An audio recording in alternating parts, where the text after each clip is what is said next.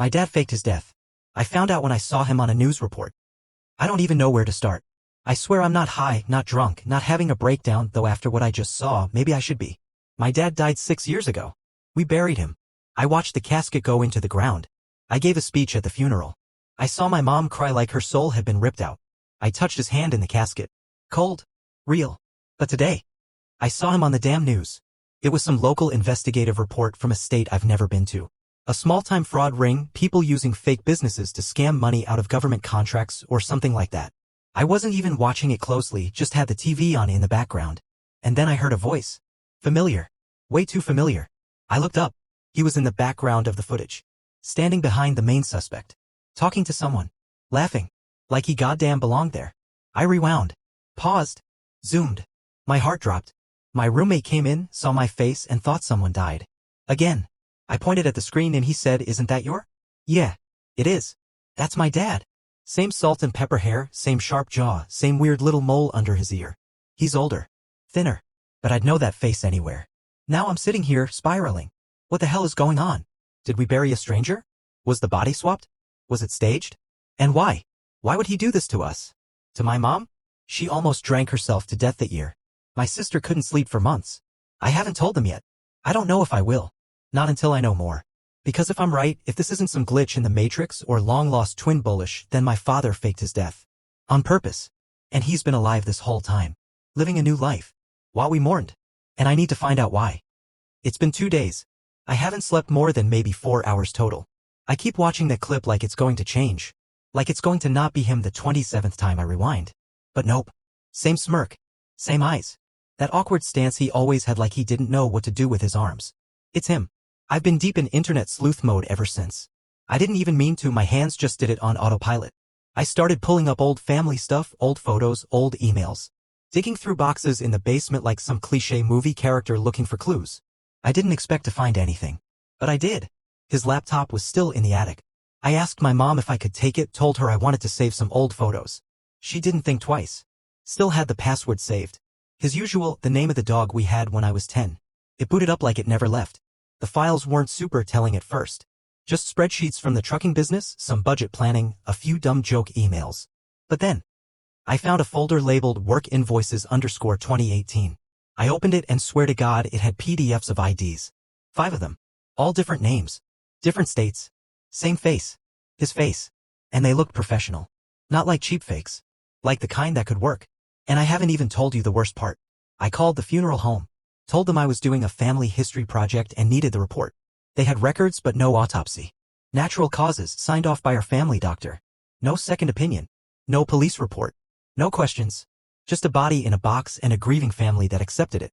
Now I'm questioning everything. I don't even know if that was really him in the casket. I barely looked, I couldn't. I was too shattered. I just saw gray skin, sunken cheeks, and told myself, that's him. That's your dad. But now I'm wondering if I saw what I needed to see. I don't know what he was into. I don't know what he was running from. But this wasn't a panic move.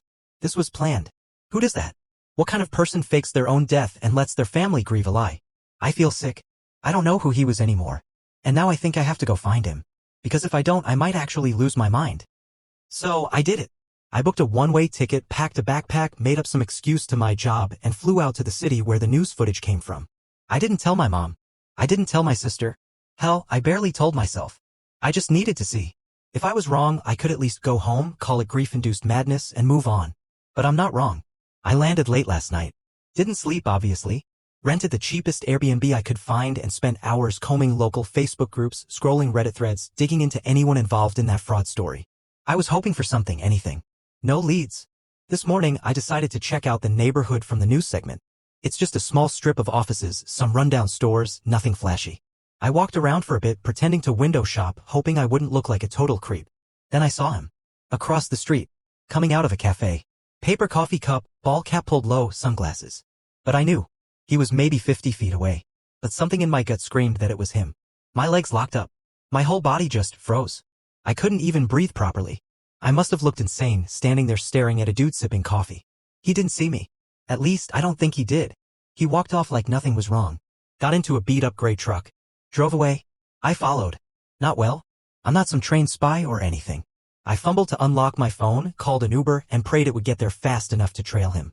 By the time the driver showed up, the truck was long gone. I felt like an idiot. But still I saw him. And now I'm more sure than ever this wasn't some tragic mistake. He's alive. He's here. Living a whole-ass new life like the past never happened. But what's the next move? Do I confront him? What if he runs? What if he doesn't remember me? What if he does and I find out he left on purpose? There's something else eating at me too. That neighborhood, it didn't look random. The offices, the people, the vibe. I swear it felt organized. Like a front. Like he's not just hiding, he's part of something. And I'm starting to wonder if me poking around might actually be dangerous. I barely slept again. I'm running on caffeine, paranoia, and whatever the hell you call that fire in your chest when your whole world's unraveling and you can't stop chasing it. I went back to that same cafe early this morning, hoping he'd show again. I was standing across the street, pretending to be on my phone. And guess what? He showed. Same beat-up gray truck. Same ball cap. This time I got a better look. It's him. It's my dad. He looks older, rougher. A little more gray in his beard. But that face? I've seen it 1,000 times. It's the face I thought I'd never see again. And I know this sounds nuts, but I didn't feel relief. I felt like I was staring at a ghost that wasn't supposed to be walking around. This time I followed him on foot. Tried to keep my distance. He didn't go far. Just a few blocks down to this weird warehouse-looking building. No signage, no windows. Just one side door and a buzzer. He rang it, waited. Door opened a few seconds later. Someone let him in. I couldn't see their face, just their silhouette. I waited for 20 minutes. Then 30. No movement. I thought maybe he was staying in there all day, until I noticed a car pulling up around the back. 2 guys got out. One of them popped the trunk. Something about the way they moved, the way they scanned the area, it wasn't normal. Felt professional. Trained.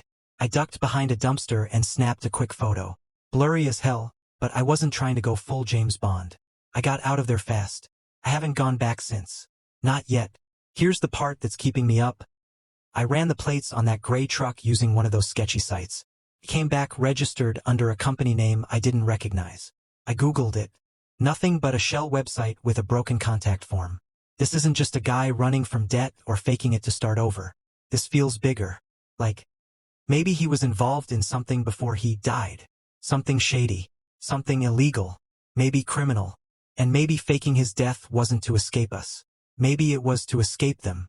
But if that's true, then me being here, following him, asking questions, I might be putting myself in serious danger.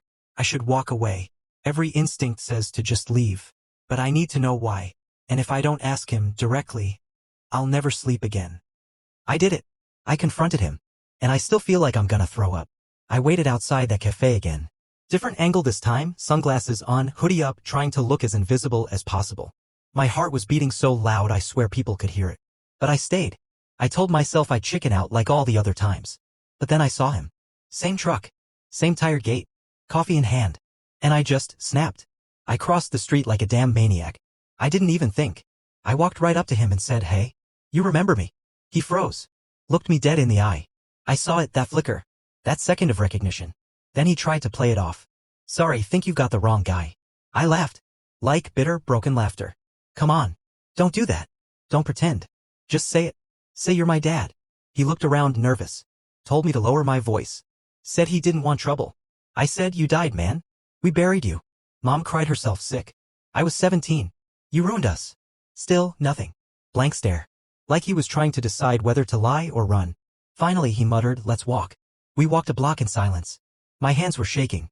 I didn't even know what I wanted him to say. I just wanted it to make sense. Then he says I didn't have a choice. I nearly lost it. "You had every choice. You could have told us. You could have said goodbye."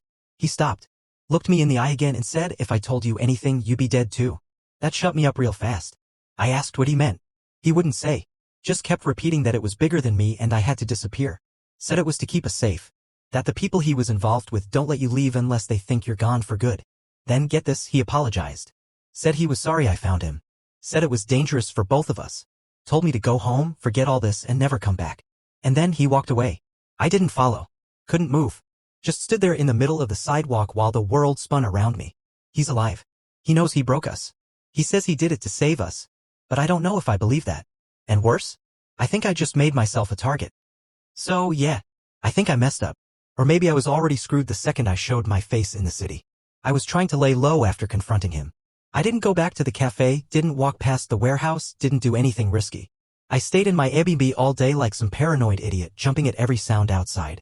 And then last night, around 2:40 a.m., someone tried the door. I wasn't even asleep yet. Couldn't sleep if I wanted to. I heard footsteps on the porch and then this soft jiggling sound. Like someone trying keys that didn't fit. I froze. Didn't move. Didn't breathe. I killed the lights and peeked through the peephole. Some guy in dark clothes, cap pulled low. I couldn't see his face. He wasn't knocking, wasn't calling out, just trying to get in. Calm. Patient. Like he knew I was in there and he was just waiting for me to panic and make a noise. I didn't. He left after maybe a minute. Walked off like nothing happened. I didn't sleep at all. Spent the whole night thinking about what my dad said about how finding him might have put me at risk. I thought he was just being dramatic. Some I'm Jason Bourne nonsense. But now? I don't know. This isn't just about a man running away from his life. This feels organized. Professional. Like he was part of something and still might be. And me digging around, poking the bear? I think I just reminded some very bad people that he has a son. I've started noticing weird cars idling near the Airbnb. Same SUV with a dented bumper has driven past twice today. Once slow enough that I could feel someone staring. I'm writing this now from a bus station. Didn't want to risk calling an Uber? I'm not even sure where I'm going yet. Maybe another city, maybe back home. Maybe nowhere. But here's the messed up part. Despite all of it, the fear, the danger, the confusion, I still want to talk to him again. I need answers. Real ones. Because if he's tangled up in something criminal, if he faked his death not just for survival but because he chose that life over us, then I want him to say it. I want to hear it from his own mouth. Or maybe I just want to believe there's still some part of him that regrets it all. God, I don't even know anymore. Update. I'm back home now. Physically, at least. Mentally, I feel like I never left that city. A few days after I ran, I got an envelope in the mail. No return address. No stamps. Just my name handwritten on the front. The kind of handwriting that stops your heart because it's so damn familiar. Inside was a single sheet of paper. It started with, "I'm sorry you found me." I read it like 20 times. My hands were shaking the whole time. He said he'd been part of something deep, something government adjacent, though he never used the actual words. He said he did bad things.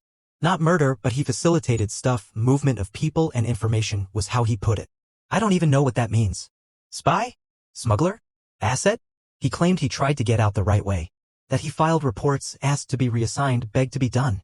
And they told him he was. Then a few weeks later, they sent people after him. He said he wasn't supposed to survive. That the crash wasn't staged, it was real. He barely made it out. Someone tipped him off a day before and helped him disappear. He said Mom didn't know. Said keeping us in the dark was the only way to protect us. That if we believed he was gone, we'd be left alone. That they don't dig into the grief-stricken. Then came the hardest part. He said he saw me outside the cafe that first day. Before I ever spoke to him. He knew I was watching. Said he wanted to run but couldn't bring himself to. That part of him hoped I'd leave. That I just chalk it up to coincidence and move on. But I didn't. He said the people he used to work with were watching him again now. And me. That he didn't know how they found out so fast, but they did. That the break-in at my Airbnb wasn't random. He told me this would be the last time I'd hear from him. That after I left, he activated a plan to burn the second identity. Said he had to go dark again, deeper this time. No tracking. No contacts. No more cafes. No more city. He told me he loved me. He told me not to look for him again. And that was it. No address. No name. Just a letter. I sat on my kitchen floor and cried for over an hour. I still don't know if I believe everything he said. I don't know if he was a good man in a bad situation or a bad man trying to make peace with his past. But I do know one thing. My father didn't die in that car crash. He died in pieces across 1,000 lies, 1,000 decisions, and 1,000 miles. And I finally let him go.